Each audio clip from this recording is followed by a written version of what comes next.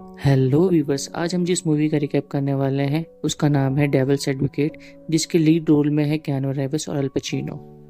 Movie की शुरुआत में हमें कोर्ट रूम दिखाया जाता है जहां चाइल्ड मॉलेस्टेशन का एक केस चल रहा होता है, जिसका डिफेंस लॉयर केविन लॉमिक्स होता है और जो अपने लॉ करियर में एक भी केस नहीं हारा होता। आज के केस में वो लॉयड गेटिस को डिफेंस कर रहा होता है, जो कि पेशे से एक टीचर है और उसके खिलाफ चाइल्ड मॉलेस्टेशन का केस है। मुकदमे के दौरान केविन को पता चल जाता है कि उसका क्लाइंट गिल्टी है और उससे झूठ बोल रहा है, और सच्चाई जानने के बाद केविन जज से ब्रेक मांगता है और वो वॉशरूम में जाकर मिरर के सामने खड़ा हो जाता है और केस के बारे में सोच रहा होता है कि अगर वो पीछे हटता है तो कभी ना हारने वाले करियर में दाग लग जाएगा। उसी दौरान वहां लोकल प्रेस का रिपोर्टर आता है और कहता है कि वो आज ये केस हारने वाला है। ये सुनकर केविन चिढ़ जाता है और वापस जाके अपनी काबिलियत से क्रॉस एग्जामिन के जरिए केस जीत जाता है। केस जीतने की खुशी में केविन अपनी बीवी और अपने दोस्त के साथ पार्टी करता है। तभी वहां न्यूयॉर्क सिटी लॉ फर्म का एक रिप्रेजेंटेटिव आता है और केविन से मिलता है और उसे एक केस हैंडल करने का कहता है, जिसके लिए एक भारी रकम की ऑफर भी करता है।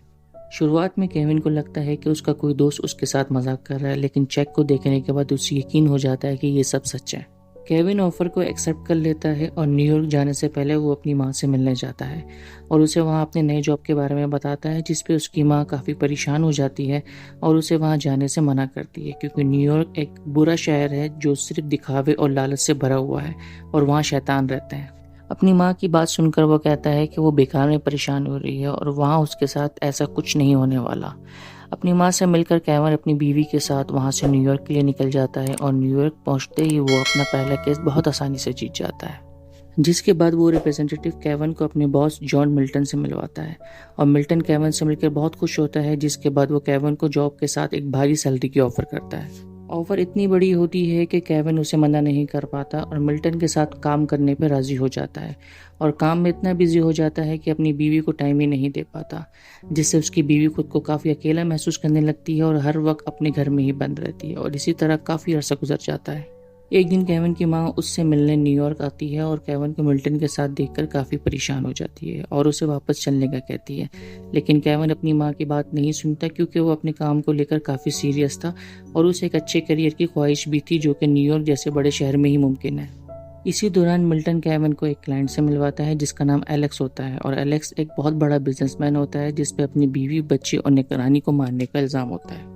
मिल्टन केविन को एलेक्स का केस हैंडल करने का कहता है और केविन बिना कुछ सोचे समझे केस अपने हाथ में ले लेता है, जिसकी वजह से वो पहले से और भी ज़्यादा बिजी हो जाता है और अपनी बीवी से भी और भी ज़्यादा दूर हो जाता है और केस में ज़्यादा काम करने की वजह से मिल्टन की ही एक वर्कर क्रिस्टाबेला की तरफ अट्रैक्ट होने लगता है। दूसरी तरफ केविन की बीवी अपना दिल बहलाने के लिए रिप्रेजेंटेटिव की बीवी के साथ शॉपिंग पे जाती है, जहाँ उसे उस औरत में डायमंड नजर आता है, जिससे वो काफ़ी डर जाती है और उसके फौरन बाद केविन की बीवी एक ख्वाब देखती है जिसमें एक बच्चा उसकी ओवरी को खा रहा है, जिससे अब वो कभी मां नहीं बन सकती और उसका ये वहम सच हो जाता है, क्योंकि डॉक्टर उसके चेकअप के बाद उसे बताता है कि अब वो कभी मां नहीं बन सकती। केविन की बीवी इस हादसे से काफ़ी डिप्रेशन में चली जाती है और केविन से भीख मांगती है कि उसे न्यूयॉर्क से वापस ले चले। केविन उसकी बात पे यकीन नहीं करता, क्योंकि उसे लगता है कि उसकी बीवी की दिमागी हालत ठीक नहीं है और वो मिल्टन से जाकर सारी बातें डिस्कस करता है। मिल्टन केविन की सारी बातें सुनकर उसे केस छोड़ने का मशवरा देता है और अपनी बीवी की देखभाल करने का कहता है। केविन मिल्टन से कहता है कि वो ऐसा नहीं कर सकता है, क्योंकि ये उसकी ज़िंदगी का सबसे बड़ा केस है और अगर वो इस केस को छोड़कर अपनी बीवी की देखभाल करता है और वो ठीक हो जाती है तो सारी ज़िंदगी उसे अपनी बीवी से नफरत हो जाएगी, क्योंकि उसी की वजह से उसे इतना बड़ा मौका खोना पड़ा। केविन मिल्टन को कहता है कि जैसे ही ये केस खत्म होगा वो अपनी बीवी के पास चला जाएगा और सब कुछ संभाल लेगा। और इसी तरह कुछ दिन और गुजर जाते हैं और एक दिन अचानक एडी बेरजोन, जो कि मिल्टन की कंपनी का पार्टनर होता है, केविन के पास आता है और उसे धमकी देता है कि वो मिल्टन के सारे गलत कामों के बारे में यूनाइटेड स्टेट अटॉर्नी को बता देगा, क्योंकि उसे लगता है कि मिल्टन उसे निकालने वाला है और उसकी जगह केविन को देने वाला है। एडी की बातें सुनकर केविन उसे कहता है कि उसे इन सब के बारे में कुछ नहीं पता, लेकिन एडी उसकी बात पर यकीन नहीं करता और वहां से चला जाता है।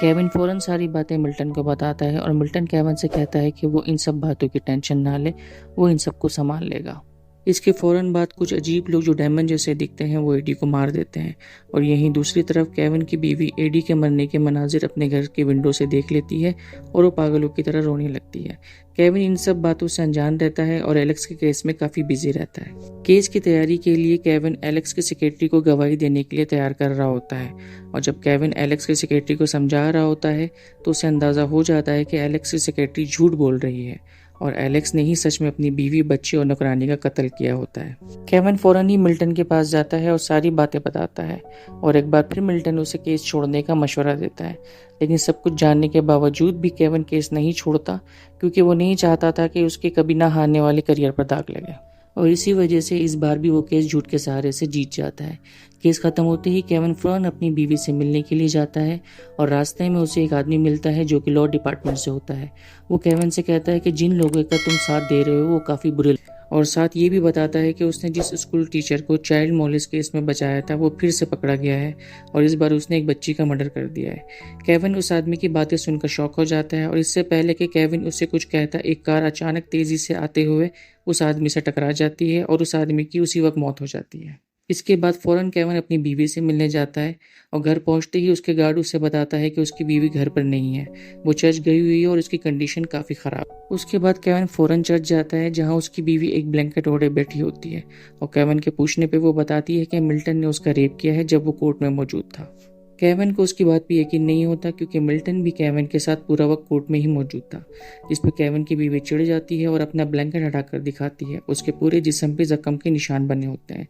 फिर भी केविन को यकीन नहीं आता और उसे लगता है कि ये जख्म उसकी बीवी ने खुद बनाए हैं क्योंकि वो दिमागी तौर पर बीमार थी। जिसके बाद केविन अपनी बीवी को मेंटल हॉस्पिटल में एडमिट करवा देता और फिर अगले दिन केविन अपनी माँ और मैनेजर के साथ अपनी बीवी से मिलने जाता है और जब केविन और उसकी माँ रूम से बाहर जाते हैं तो केविन की मैनेजर उसकी बीवी के पास आती है और मिरर में अपना डेमन वाला फेस दिखाती है, जिससे केविन की बीवी डर जाती है और इन सब से तंग आकर खुद को रूम में बंद कर देती है और केविन के सामने ही सुसाइड कर लेती है। तभी केविन की माँ केविन को बताती है कि वह इन्हीं सब की वजह से केविन को न्यूयॉर्क छोड़ने का कह रही थी और मिल्टन कोई और नहीं बल्कि उसका बाप है। फाइनली मिल्टन की असलियत जानने के बाद केविन एक गन लेके उसके पास जाता है। वहाँ मिल्टन उसे बताता है कि उसकी बीवी ने उसे जो कुछ बताया है सब कुछ सच है, उसने ही उसकी बीवी के साथ जबरदस्ती किया था। मिल्टन की बात सुनकर केविन को गुस्सा आ जाता है और वो उसे गोली मारने लगता है, लेकिन मिल्टन को एक भी गोली का असर नहीं होता। जिसके बाद केविन मिल्टन से उसकी असलियत के बारे में पूछता है, जिससे मिल्टन उसे बताता है कि वो कोई और नहीं बल्कि शैतान है। मिल्टन की सच्चाई जानकर केविन उसे ब्लेम करने लगता है कि उसके साथ जो कुछ भी हुआ है उसका जिम्मेदार मिल्टन ही है, जिससे मिल्टन उसे बताता है कि उसने सिर्फ उसके लिए स्टेज तैयार किया था जिसे वो जब चाहे छोड़ सकता था। और हमें भी मूवी में दिखाया जाता है कि कई बार मिल्टन केविन को केस छोड़ने का कहता है, लेकिन केविन अपनी ईगो की वजह से नहीं छोड़ता और सारी गलती केविन की ही होती है। फिर केविन को सारी बात समझ आ जाती है कि उसके जीतने की भूख और लालच ने उसे ऐसे हालात में डाला है, जिस पे केविन को काफी गुस्सा आता है। तभी मिल्टन केविन से कहता है कि वो सारी बातें भूलकर एक नई शुरुआत करे और क्रिस्टर बेला जो मिल्टन के ऑफिस में काम करती है और मिल्टन की बेटी है उसके साथ मिलकर मिल्टन को एक वारिस दे। यहीं केविन को मिल्टन की बातों पे और गुस्सा आता है और केविन उसे सबक सिखाने के लिए खुद को गोली मार लेता है ताकि मिल्टन का सारा प्लान खराब हो जाए। केविन के ऐसा करने से मिल्टन आपे से बाहर हो जाता है और जहां मिल्टन रहता है वो जगह एक जहन्नम में बदल जाती है और वक्त वहीं रुक जाता है। वहीं सब कुछ वापस शुरू हो जाता है और केविन खुद को उसी कोर्ट रूम के वॉशरूम में दिखता है जहां मिरर पे खड़ा होकर वो सोच रहा था कि उस स्कूल टीचर का केस वो लड़े या नहीं। केविन को मिल्टन के साथ होने वाला हादसा एक फ्लैशबैक लगता है, जिसके बाद वो कोर्ट रूम में जाकर केस लड़ने से मना कर देता है और अपना नाम वापस लेकर बुलाई का साथ नहीं लेता। कोर्ट से निकलते वक्त वो लोकल न्यूज़ रिपोर्टर केविन को काफ़ी अप्रिशिएट करता है